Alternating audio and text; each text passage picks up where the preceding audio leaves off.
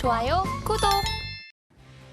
네, 안녕하세요. 캐스터 이은주입니다. 간밤에 있었던 암호화폐 시장 상황 함께 살펴보도록 하겠습니다. 지난 역사적으로 봤을 때도 9월 달은 늘 우리 시장에는 안 좋은 한 달이었습니다. 9월이 막 시작이 되려고 하는데 이미 8월 달에 지난 6월과 7월에 나와줬던 상승분을 모두 반납하는 모습이 현재 시장에 연출이 되고 있죠. 오늘도 전일 대비 하락하고 있는 시장 모습을 확인해 볼 수 있는데요. 전반적인 시가총액 전일 대비 1% 가까이 하락하면서 마켓캡도 1조 달러 아래에서 유지가 되고 있습니다. 그리고 비트코인이 전일 대비 1.46% 하락을 했고 일주일 전 대비도 7% 넘게 하락하면서 전반적인 암호화폐 상승장을 향한 랠리에 제동을 걸고 있는 모습 보여주고 있습니다. 가격도 2만 달러 아래까지 내려와서 이제 19,000달러대 거래가 되고 있는데 가격과 관련해서 여전히 많은 전문가들의 의견이 오가고 있지만 최근 비트코인의 가격 하락을 부추기고 있는 또 다른 소식이 전해졌습니다. 9년 동안 한 번도 이동되지 않고 움직이지 않았던 비트코인의 계좌에서 최근에 5,000개에 달하는 비트코인이 이체가 됐다는 데이터가 나왔는데요. 이 5,000개 비트코인 현재 달러로 계산을 해보자면 약 1억 달러 정도의 규모가 될 수 있겠습니다. 앞서 또 다른 9년 휴면 월렛에서 5,001개 비트코인이 추가 이체가 되면서 최근에만 해도 이 10,000개 상당의 비트코인이 이동되고 있는 모습이 우리 시장에서 포착이 되고 있습니다. 이와 관련해서 일본 미디어 같은 경우는 장기 휴면 월렛에서 이체가 발생하면서 이 해킹 피해 거래소였던 마운트곡스의 14만 비트코인 채권단 배상이 시작되는 것 아니냐라는 좀 소식을 전했는데요. 하지만 이와 관련된 관계자들은 아직 비트코인의 채권단 배상 시작은 시기상조고 아직 이런 부분은 확인이 되지 않았다라고 이야기를 하고 있긴 합니다. 하지만 어떤 이유에서든지 이렇게 큰 규모의 비트코인의 자금들이 이동한다는 것은 결국 우리 시장에 물량이 쏟아질 수 있는 가능성이 커지는 거고 그렇게 되면은 가격적으로도 조만간 큰 변동성이 일어날 수 있기 때문에 많은 부분들이 굉장히 우려스럽게 비춰지고 있는 것 같고요. 비트코인과 또 이더리움을 포함해서 이 선물 미결제 약정이 급증하면서 또 변동성이 추가적으로 더 늘어날 것 같다라는 업계 분석가들의 의견도 있습니다. 비트코인과 이더리움의 선물 미결제 약정이 마켓 규모 대비 급증하고 있는 것으로 포착이 되고 있는데 결국 그만큼의 변동성을 가져올 수밖에 없는 부분이겠죠. 이와 관련해서 암호화폐 선물 트레이더들은 결국 변동성을 반길 수밖에 없다면서 특정 자산의 무기한 선물 계약에 묶인 달러 가치를 이 암호화폐 시가총액으로 나눠서 계산하게 되는 무기한 선물 미결제 약정 레버리지 비율이 비트코인과 이더리움이 현재 각각 0.03 그리고 0.02를 기록하면서 사상 최대치를 기록했다고 합니다. 그렇기 때문에 시장의 뚜렷한 방향성이 당분간 나타나기는 어렵고 이런 가운데 안에 롱숏 스퀴즈로 인한 변동성 리스크가 증가할 수 있다라는 우려의 목소리도 나오고 있습니다.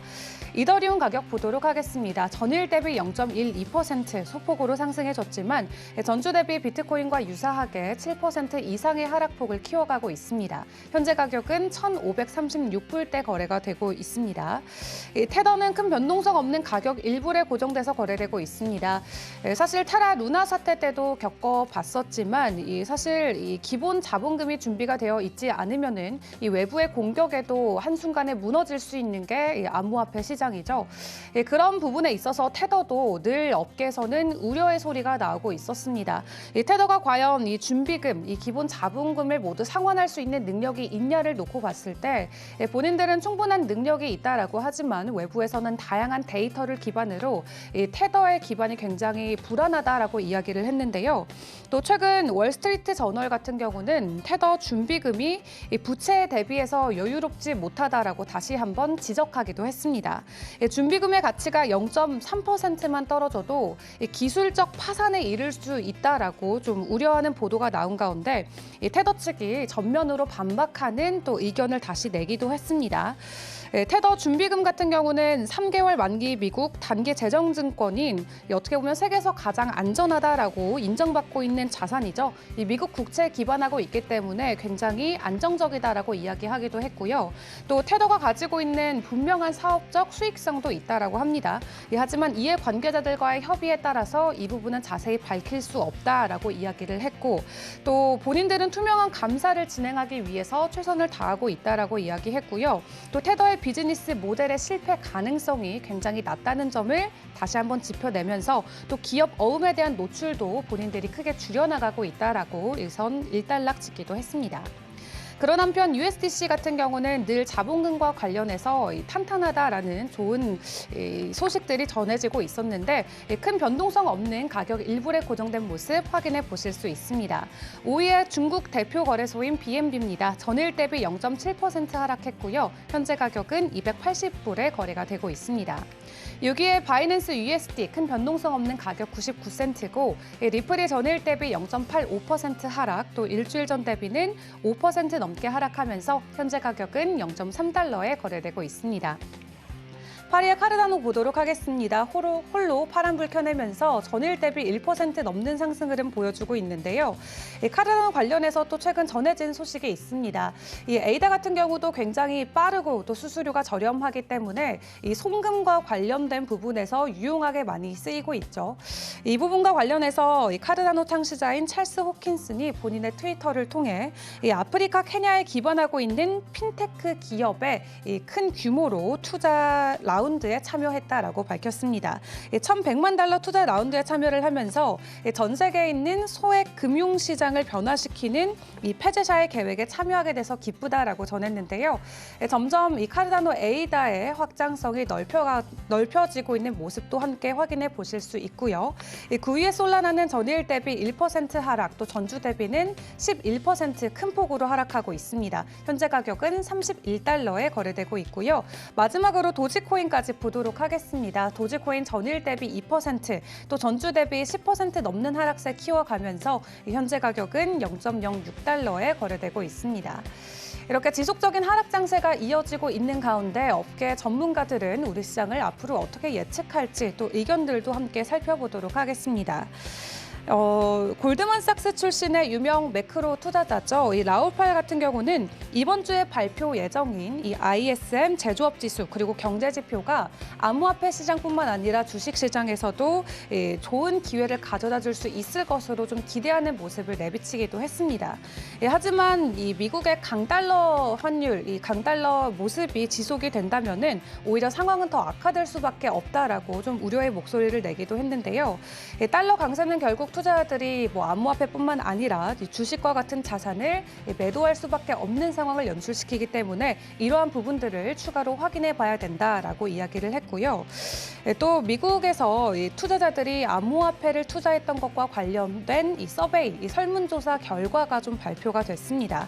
미국 워싱턴 DC에 소재하고 있는 여론조사기관인 퓨리서치 센터의 보고서를 인용해 보자면은 이 암호화폐 투자 경험이 있는 미국 성인의 거의 절반 이상이 실적이 예상한 것보다 좋지 않다라고 답을 했다라고 합니다.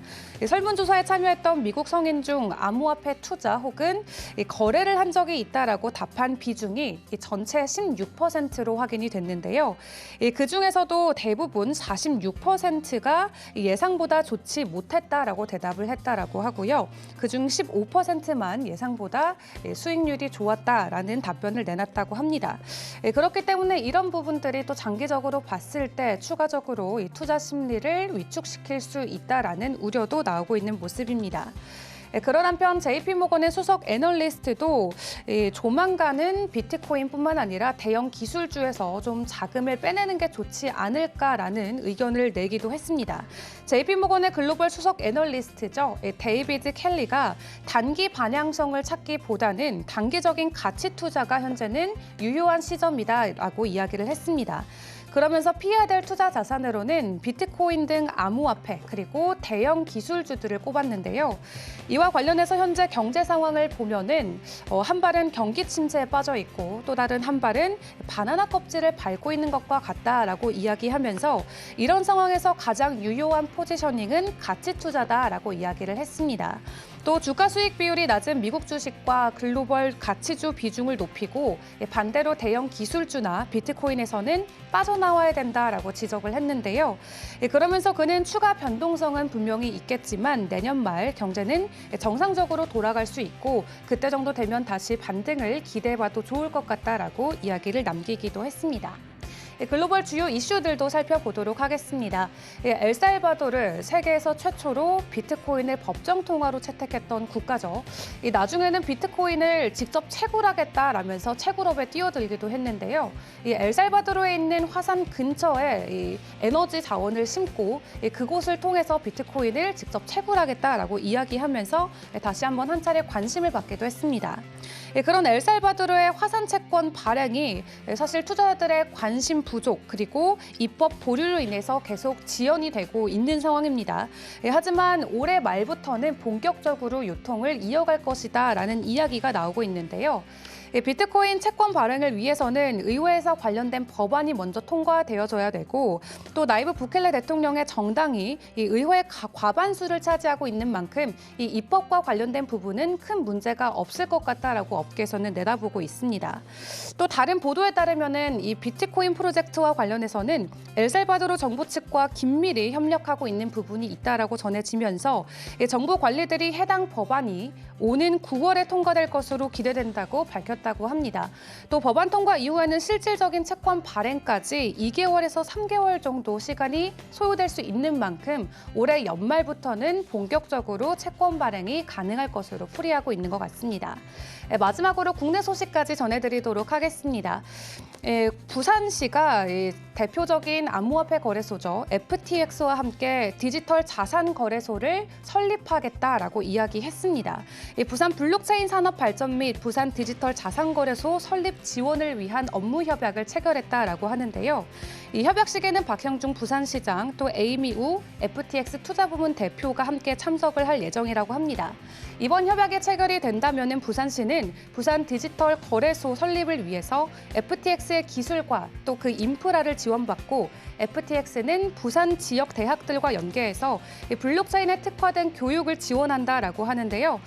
블록체인 규제 자유특구를 활용한 다양한 사업이 앞으로 부산시에서 추가적으로 일어날 것으로 예상이 되고 있습니다. 지금까지 전반적인 암호화폐 시장 상황 전해드렸습니다. 좋아요, 구독!